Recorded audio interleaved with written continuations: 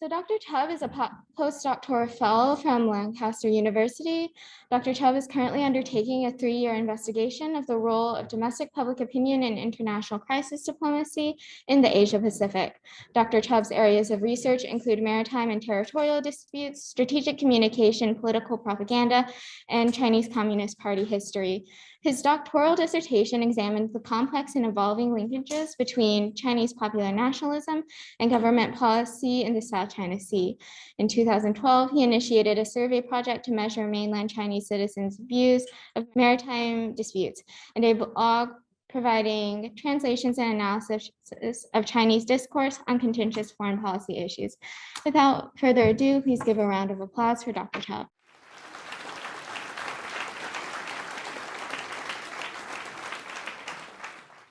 Fantastic. Well, thank you for inviting me along. I really support these types of exercise. I think simulation is really important for a range of different purposes, but perhaps among the most important, it's about standing in the shoes of others and building that strategic empathy. Very important in your future careers, no matter what you end up going into. So I'm really happy to offer some background based on my own research for your exercise today. The talk that I'll give, maybe 15 minutes or so before I answer any questions you might have, I'll go through the basic geography, so the different layers of the dispute and the different parties involved, the historical trajectory in particular of PRC policy, which is the biggest factor at the moment driving the dynamics there. And that wasn't always the case in previous decades. So it's important to bear in mind the background for where China is coming from, for its current position in the South China Sea.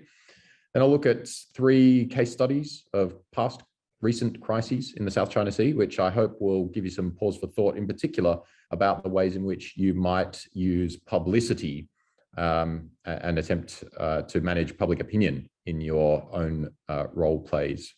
And then I'll just conclude with a few little quick reflections on the convergent and potential convergent and obvious divergent interests between China and the Philippines in the South China Sea. I just checked that everything's still okay on the technical side. Fantastic. Okay, so looking geography is of paramount importance to understand in the South China Sea. There's tremendous variation in the claimants and the nature of the disputes. I think the simplest way to understand that complexity is to think about the 3 different layers of disputes in the South China Sea. The first layer being about the sovereignty over islands. That's probably the simplest to understand. So the disputed island groups are the Spratly Islands and the Paracel Islands, which are both claimed in their entirety by the PRC and Vietnam. So bear that in mind as you're managing your crisis today, that the area that you're dealing with might in fact be subject to claims from other states beyond those that are directly involved in the crisis. You've also got the Philippines claiming most of the Spratly Islands and Malaysia claiming some of the Spratly Islands. It's indicated in the blue line here is Malaysia's claim in the slide on the screen, and the green line is the Philippines' claim to the Calayan Island group, which covers most of the Spratlys. Then the second layer of dispute is about maritime resource rights. And this layer of dispute is concerning things like fisheries and energy resources, which I think is central to your the scenario that you may be encountering today. There is not just those 4 claimants that I've mentioned already, but also Indonesia and Brunei involved in that layer of disputes down towards the far southern end of the South China Sea, where Indonesia's exclusive economic zone and Brunei's exclusive economic zone overlap with the 9-dash line area that delineates the approximate scope of China's claims there. And then finally, there's the layer of dispute between China and the countries that hold the majority interpretation of the UN Convention on the Law of the Seas provisions around freedom of navigation, particularly for military vessels, and also some differing interpretations on maritime scientific research, which is another thing that might be relevant for you to look into or be aware of today. So a tremendous amount of complexity, but you can basically look at it as three layers of disputes: island sovereignty, maritime resource rights, and freedom of navigation. So make sure you're clear about what's at stake in the particular handling of a crisis. Another point to make is that the PRC's claims to these islands actually date back, at least formally, all the way back to 1947, so before the PRC was founded in 1949. That's the first layer of dispute, the claims to the islands. However, the fisheries and energy, maritime resource rights disputes, as well as the freedom of navigation disputes, are much more recent. They only took shape in the UNCLOS era from the 1970s onwards. UNCLOS was finally sort of signed in 1982, but it had been negotiated for 10 years to that point. So it's from 1973 onwards that these disputes start to come to the fore, that second layer of disputes.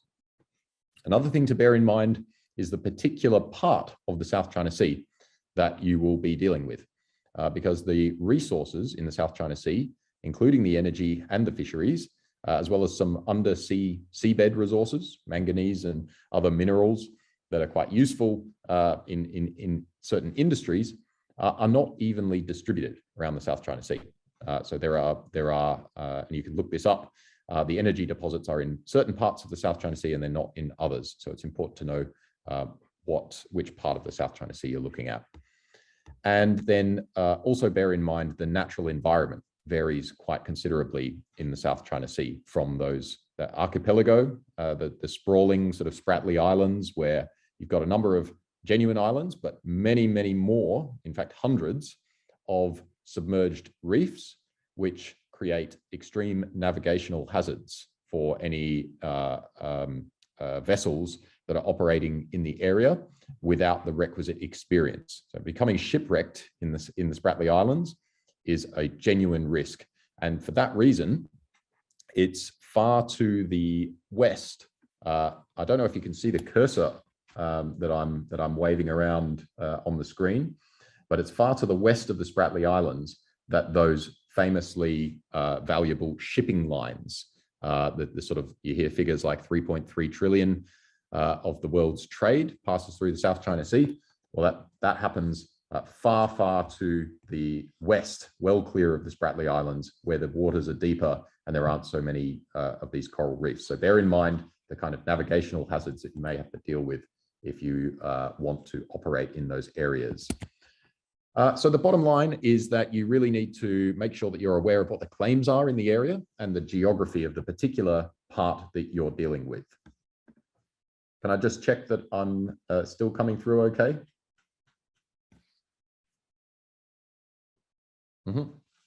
Excellent, thank you. Right, so next slide, if that's going to work. There we go. Okay, so another important piece of context is that the PRC has active disputes in many other places around its periphery. This may have formed part of your courses separately, but that's very important to bear in mind that in many cases, the Southeast Asian countries, Southeast Asian claimants in the South China Sea may have the South China Sea as their sort of primary or even only major dispute that they're involved with. The PRC has an arc of disputes around its border, both on the land side, particularly with India, and maritime disputes, of course, in the East China Sea, as well as the South China Sea, as well as the broadest scope of maritime disputes in the South China Sea, and even Taiwan, from a certain perspective, could also be seen as another of these unresolved maritime territorial disputes. Now, just to give you a sort of big picture overview of where the PRC is coming from in terms of its behavior in the South China Sea. This chart here is taken from my article last year in the journal International Security. And what it shows is the number of assertive moves by the PRC of different types in each year since 1970 through to 2015. The different types of assertive moves that they can make are declarative, that's verbal only assertions. Demonstrative, that's where you go in unilaterally into the disputed geography, but you don't attempt to confront your adversary. Coercive, that's the red ones, the red blocks, which obviously you'd probably all be familiar with the concept of coercion, where you try to change the other's behavior through the threat or imposition of some form of punishment. And then the highest category, the direct seizure of the disputed territory by force. And so what this chart really shows, first of all, is that the PRC has been making assertive moves in just about every year since 1970 through to 2015. That's when my data collection ended. And so this means that assertive moves by the PRC are not in any way contrary to the historical norm. Within that overall trend, however, you can also discern at least 4 major surges in the PRC's assertiveness. One of them is down towards the left-hand end from 1973 to 75. The next one was from 1988 to 1987 through to 1989. Then there was another one in the 1990s where the bars get higher. It's the number of assertive moves that the PRC made from 92 to 95. And then the major change that we see in recent years really starts from 2007 onwards, where you see this block of high bars on the right-hand end of the chart from 2007. And that's the point at which the PRC starts its protracted buildup of its maritime constabulary presence, that is the Coast Guard boats that we hear a lot about these days, as well as the introduction of regular coercive actions for the first time from the PRC in 2007 onwards. That's this block of red bars down the right-hand end of the chart. So the bottom line here is that the PRC has really gone from being a sort of struggling, distant claimant that was, if you remember the previous chart, the Southeast Asian countries, their claims are all based on their coastal proximity to the area, whereas the PRC is very, very far away. So that's always presented very serious logistical challenges. Even down the left-hand end of the chart in the 1970s, 1980s, PRC is doing what it can to try to advance its claims there. It's just very, very distant. So it's a big struggle for the PRC. However, from 2007 onwards, these new maritime law enforcement capabilities that the PRC had started to develop from the 1990s onwards really start to come to fruition. The PRC is able to start really building up its regular patrolling presence in the disputed area and to start imposing coercive measures on its opponents in the area. However, it's important to bear in mind for your practical purposes that the PRC still faces major disadvantages in terms of the geography of the South China Sea. Major disadvantages because of the long distance and the remoteness from China's coast of operating in that area compared with its Southeast Asian opponents. The other thing to bear in mind is when the PRC obviously has surged in terms of its level of activity and its coerciveness in the area since 2007. But once you put the US in the picture as well, in a sort of high stakes scenario with the potential for the US military to get involved, then you could argue that rather than a situation of overwhelming PRC dominance in the area, you're looking at more of a situation of a balance of power. So it's important to keep in mind whether your scenario involves a plausible involvement of the United States in one capacity or another. That changes the overall strategic situation quite considerably. If it's China and the Southeast Asian countries on their own, then obviously a balance of power is not how we would describe that. It's highly imbalanced. Just a quick review of some of the trends since 2016, since that was the end of my formal sort of data collection at 2015. We've seen a continuation of that pattern from 2007 onwards. So that continuing administrative buildup in the form of island building and the like, as well as regular coercion of the Southeast Asian rivals in the South China Sea. There was a temporary moderation, very interestingly, of the PRC's assertive activities after the 2016 UNCLOS arbitration ruling, which was mentioned in your information pack, which also coincided with the arrival to the Philippines presidency of President Duterte. So it's hard to separate out what was the Duterte effect and what was the effect of the UNCLOS ruling, whether the PRC had to go away and study the UNCLOS ruling and sort of make a decision as to which behaviors which are contrary to the ruling it was going to continue, and which it was going to sort of scale back from. However, we got the answer by sort of within 1 year after the ruling, because the PRC began operating as it had before around the edges of the 9-dash line, where it had no plausible claim under the UNCLOS in the wake of the ruling. So there was a temporary moderation in the PRC's conduct, which is worth thinking about. What were the conditions that brought that about? But within a year, the PRC's behavior had returned to its previous pattern. And then a final point about what's happened since 2016 is that the massive artificial islands that the PRC has built on coral reefs in the Spratly Islands has enabled, it's had some really major advantages in terms of the PRC's logistical challenges that I mentioned before, of operating so far from the Chinese coastline. It's enabled the PRC to sustain its ships at sea for much more easily. And so we see these kinds of presence operations in 2019, 2020 against Vietnamese oil and gas survey activity, as well as Malaysian oil and gas survey activity at the far southern end of the South China Sea. It's arguable whether that would have even been possible before the island building campaign, because the ships that were implementing that sort of shadowing and harassment of the Southeast Asian operations were going back to the artificial islands for resupplies. So there's an argument that could be made that that really enabled the PRC to carry out those types of operations.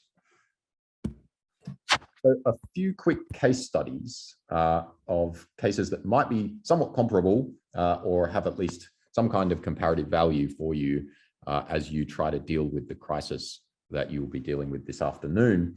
The impeccable incident you may well have heard of was a US-China incident, which are actually surprisingly rare in the South China Sea, given the level of attention that the South China Sea gets in the US. This is one of the rare incidents where the US was directly involved.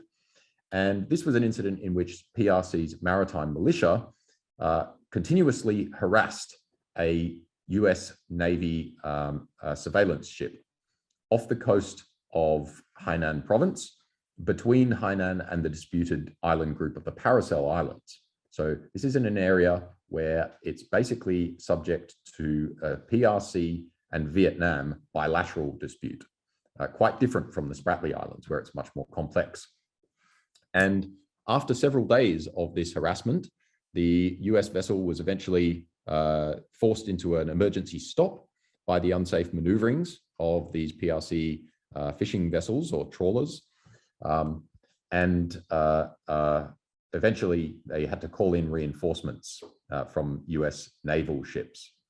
What was interesting about this case was that it was completely silent in the Chinese media. China didn't go public with the case at all. And it was only known to the Chinese public when the US went public, released a public protest and video footage of the evidence. So I think the shot on the screen is at top right is a screen grab from the digital video that the US side released. So it's worth thinking about what might be the advantages. Why would the US have done this? And what's the timing of the US's release of this information about this serious incident in the South China Sea? Very interestingly, the US released the video immediately after the incident was resolved. So that indicates that the US was perhaps looking to resolve the incident first before going public. You will have decisions perhaps to make in your own crisis simulation about when to go public and whether it be useful. There are other crisis examples, which I'll talk about just now, in which it might be useful for one side or another to go public during the crisis. Another case, I won't dwell too long on this. This was a lesser known series of cases actually between China and Indonesia, where Indonesian Coast Guard authorities tried to arrest Chinese fishing boats or the crews of Chinese fishing boats, and they ended up in detention in Indonesia, and in fact, I think some ended up in detention in Malaysia as well. This is at the far southern end of the South China Sea again, where the PRC's 9-dash line intersects with Indonesia and Malaysia's UNCLOS-derived claims. And what happened in this case was very interesting because, again, the PRC had no particular intention of publicizing these incidents. Didn't exactly make the Chinese government look good because it showed that the Chinese government wasn't there to protect these Chinese fishermen who were fishing in what the Chinese government would say are, undisputably Chinese waters. These are fishermen being bullied by small Southeast Asian countries. So it wasn't in the interests of the central government to publicize these incidents. However, nonetheless, they made it into the Chinese media. And what was very interesting about this was that they didn't come from the central media. It came from lower level outlets at the provincial level. And there was an obvious driving force behind this in the form of the Fisheries Administration, which was the source for a lot of the juicy quotes and the details about what had happened. This is on the right-hand side. You can see one of these full-page splashes that appeared in the provincial media, talking about the anguish of the South China Sea, drawing attention to the fate of these fishermen who had been bullied by Southeast Asian countries. And this has been quite consequential because it put pressure on the Chinese government to actually start trying to enforce its claims at the far southern end of the South China Sea, where they, frankly, are most unreasonable, and where they bring China into conflict with, 2 more Southeast Asian countries. It wasn't necessarily something that was particularly strategically beneficial to the central government. Nonetheless, China's policy did change after this publicity campaign, and the PRC started getting involved in coercive incidents, trying to deter the Indonesian Coast Guard from arresting Chinese trawlers in the area. So this was the starting point really for the increase in Chinese public attention on the South China Sea from 2009 onwards. So it's only after 2009 that it really starts to become a hot button nationalist issue. And the Scarborough Shoal issue, which is also mentioned very briefly in your information pack, was another important case that shows some of the significance of publicity in the Chinese context.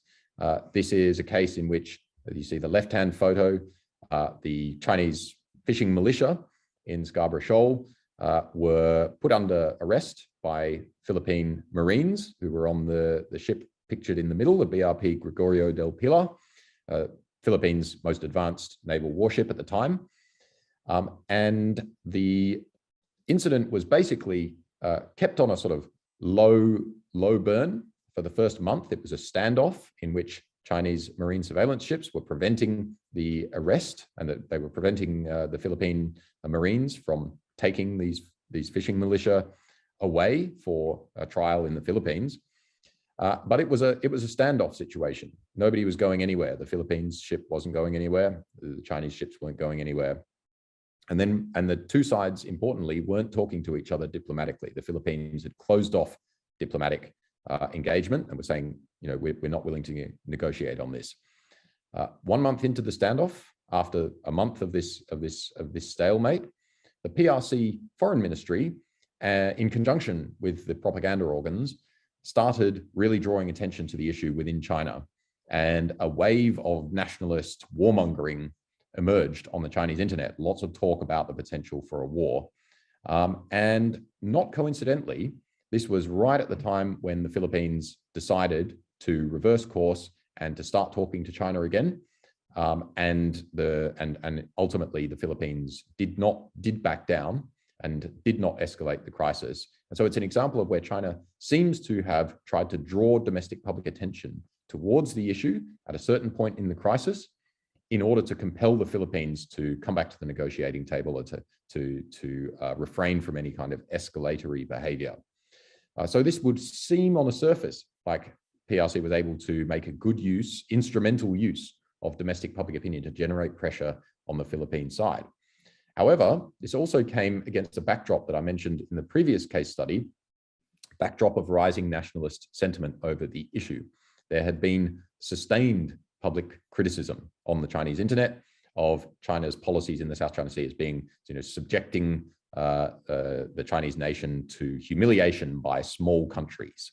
That was a very strong narrative that also intersected with a very sensitive time on China's political calendar, the lead up to the 2012 18th Party Congress, which was very tumultuous in China's domestic politics. So it was a time in which Chinese politicians probably felt like it was extra high stakes, and there was all the more incentive, not to go against public opinion. So this is a very interesting case because it shows how Chinese nationalist public opinion can be a tool of the government, and the government decides to sort of channel it strategically towards an issue. But also it's a factor that the Chinese government can't ignore. And sometimes channeling that nationalist anger strategically is a way of trying to neutralize it and ease the pressure on the Chinese government. It's kind of a safety valve type of function. So you can bear that in mind when you're making your decisions about whether or not to use public statements and the types of reactions that they might generate, both in the PRC, but also remember in the Philippines, there's very strong nationalist sentiments over these issues too. So just as a final sort of thing to leave you with, some considerations about what exactly are the divergences and potential convergences of the Philippines and China's interests. I've just focused on the Philippines and China here, but I'll be happy to take questions about other countries as well. So the most obvious divergence is sovereignty over those islands. But again, bear in mind, it's just over the islands that it's a real sovereignty claim where it's exclusive, indivisible. So there's no real way that you can chop up an island and share ownership of an island, at least under current international legal frameworks. So that's a divergent interest. Strategic control, the PRC has made clear that trying to control its own sea lanes is something that it has, it's always felt greatly insecure from the idea that the US could potentially interdict its shipping in the event of a crisis, a major crisis, or even a war in East Asia. So the PRC's interest clearly lies in unfolding strategic control over the entire 9-line area, whereas the United States and the Philippines, being aligned to the United States, has much more of an interest in a balance of power in the region, which China does not dominate. Ownership of the energy resources or the revenues, perhaps, could be seen as something that's indivisible, although in practice, there are such things as joint development agreements, which can actually be conceived of as convergent interests, and I'll talk about that just presently. But nonetheless, the resource revenues that flow into the government's coffers do have to be divided up at some level, and so there is a divergence of interests there too. And then finally, both sides, as I mentioned, face domestic nationalist audiences that they want to appear to win in a crisis in front of. Now, it may well be that they find a convergent interest in a face-saving type of climb down that allows both sides to claim victory. But nonetheless, at the same time, they don't want their domestic audiences to hear the other side's narrative of its own victory. So there is a divergence of interest there in terms of the management of public opinion. Convergent interests, well, those of you familiar with the great Thomas Schelling's work would be familiar with the idea that, simply avoiding war is a common interest. It's a convergent interest, and it's a matter that states in general cooperate on every day. Every day that there's not a nuclear war between two adversarial nuclear powers, they're engaging in a form of cooperation over their shared interest in no nuclear war. And so the Philippines and China clearly share an interest in overall stability in the South China Sea, the absence of a disastrous war that would hinder both of their economic development and potentially implicate the lives of many of their people. Sustainability of fisheries as well. The South China Sea fisheries are reportedly, according to scientists, marine biologists, are reportedly on the brink of collapse. And so if fisheries in the South China Sea continue to be overexploited, there's a very high likelihood that it'll be a tragedy of the commons situation. And so sustainable management of the fisheries resources across the whole South China Sea area is clearly in the interests of all of the disputant parties. Potentially, I mentioned joint development. On some occasions, it may be that access to the energy resources, rather than collecting the revenues, is the most important the most important concern for the state.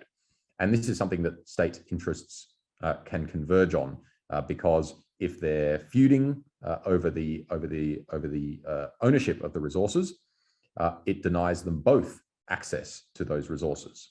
And so there may be a convergent interest in cooperating. That's how you get these joint development agreements, which then move to a situation of negotiation over what happens with the profits, and also with how it's going to be framed in terms of sovereignty, or and which institutions and organizations are going to be involved in the exploitation of those resources.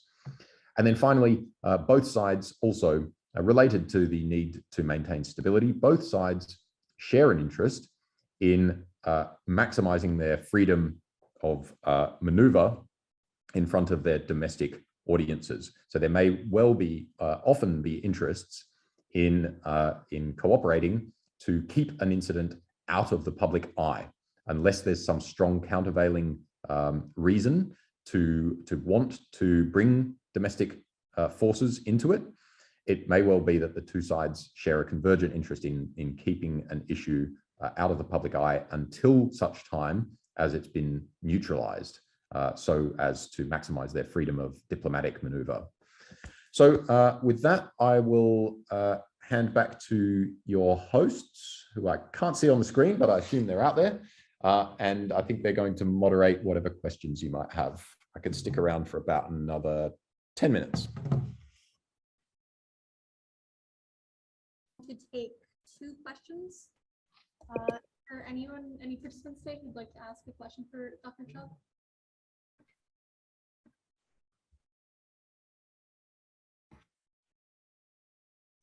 I'm also happy to answer any follow-ups on email.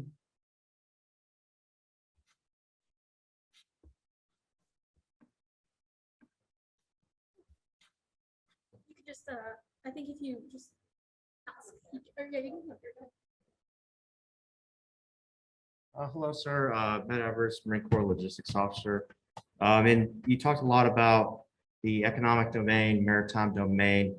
I was wondering if you could elaborate if there's any developments, or to frame the situation on the information domain. If there's anything about PRC China development in the Philippines or South China Sea that might frame the context for the players today.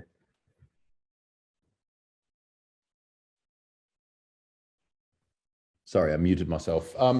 Yeah, well, just to clarify that question, do you mean in terms of the electromagnetic spectrum and the communications in the area, or are you talking about the management of, information flowing to domestic and international audiences? To the first point, you did touch a little bit on the narratives, and those were good examples that you provided. I was wondering if you could elaborate on the first point, the infrastructure aspect. Electromagnetic spectrum.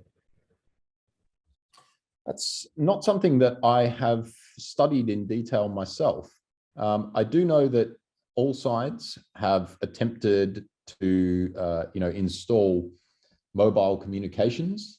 That, in fact, they've used mobile communications infrastructure to assert sovereignty. You get messages if you sail through the Spratly Islands. You get messages from different countries' national mobile phone providers saying, welcome to Vietnam, welcome to China, welcome to the Philippines. So that's one way that the sovereignty dispute has been playing out. I don't know enough about the specific technologies that would be potentially used in a crisis, but to sort of interfere with other countries, military, C4ISR. I think it would be better for someone expert in that particular field to answer that particular question. But I think you could rest assured that in a serious crisis situation, multiple sides are going to be doing what they can to try to interfere with the communications with the adversaries' communications on the water. The extent to which that is actually possible will depend on each side's, not only their existing technology, but what they can muster in terms of support from countries, allies like the United States. And I'll just add also that in some of those Indonesian fisheries incidents that I mentioned from 2009, there were some other ones that took place in 2012 and 2013, during which the Indonesian maritime law enforcement vessel reported being unable to contact its base headquarters in the Natuna Islands, which implied, and there hasn't been a whole lot of talk about that since, but this strongly implied that the PRC maritime law enforcement vessels may possess some kind of jamming technology on board that was actually effective against the Indonesian Coast Guard. That's the only direct examples, directly pertinent sort of comparison example that I can think of offhand. Do we have another question?